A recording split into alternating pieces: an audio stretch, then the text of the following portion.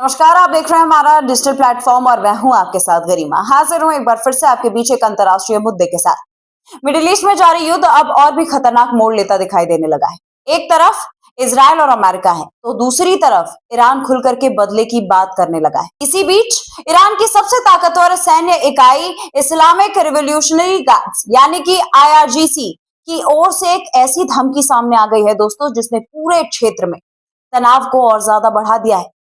IRGC ने Israel के प्रधानमंत्री बेंजामिन नेतन्याहू को खुली चेतावनी देते हुए कहा है कि अगर वो जिंदा है तो उन्हें ढूंढ कर मार गिराया जाएगा।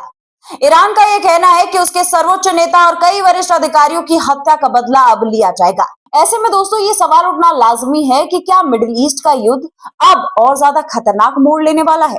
क्या ये जो संघर्ष है वो नेताओं की टारगेट हत्या तक पहुंच चुका है? चलिए आज हम इसी घटनाक्रम को विस्तार से समझ लेते हैं। दरअसल दोस्तों, ईरान की इस्लामिक रिवोल्यूशनरी गार्ड्स कॉर्पस यानी कि IRGC ने अपनी वेबसाइट सेपा न्यूज पर एक बयान जारी कर दिया। इस बयान में कहा गया है कि अगर बच्चों की जान लेने वाले अपराधी जिंदा हैं, तो उसे ढूंढ ढूंढ कर मार गिराया जाएगा।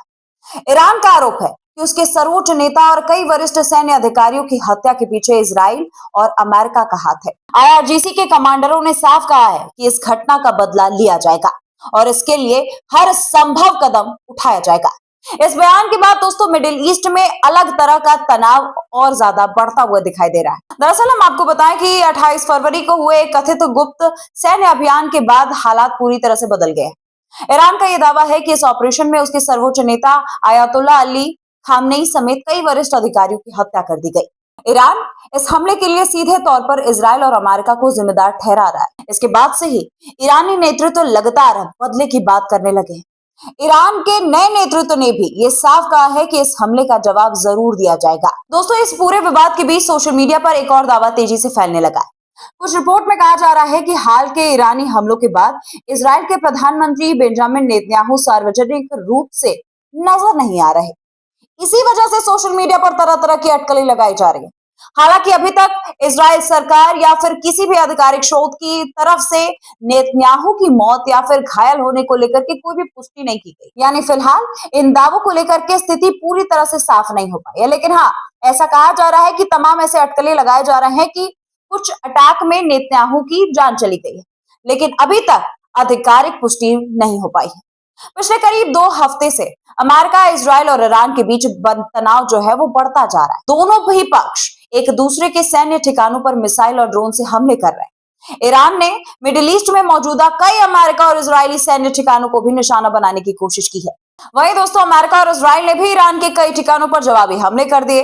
इस संघर्ष का असर पूरे के पूरे खाड़ी क्षेत्र पर पड़ने लगा है और कई देशों में सुरक्षा अलर्ट भी बढ़ा दिया गया है। इस संघर्ष में अब तक दोस्तों कुल मिला जुला करके अब तक हजारों लोगों की जान जाने की खबर जो है वो खुल करके सामने आई है। रिपोर्ट के मुताबिक ईरान में बड़ी संख्या में लोगों की मौत हुई है, जबकि इजराइल और अमेरिका सैनिकों के भी मारे जाने की कुछ खबरें निकल करके सामने आ रही थी। इसके अलावा खाड़ी क्षेत्र के कुछ अन्य देशों में भी इस संघर्ष का असर दिखाई दे रहा है। विशेषज्ञों का यह मानना है कि अगर ये युद्ध लंबा खिंचेगा तो इससे पूरे मिडिल ईस्ट की स्थिरता प्रभावित हो सकती है।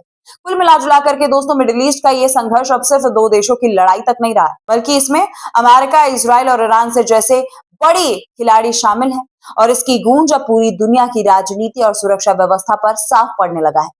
ईरान की ओर से दी गई ये नई धमकी इस बात का संकेत है कि आने वाले दिनों में तनाव और ज्यादा बढ़ जाएगा।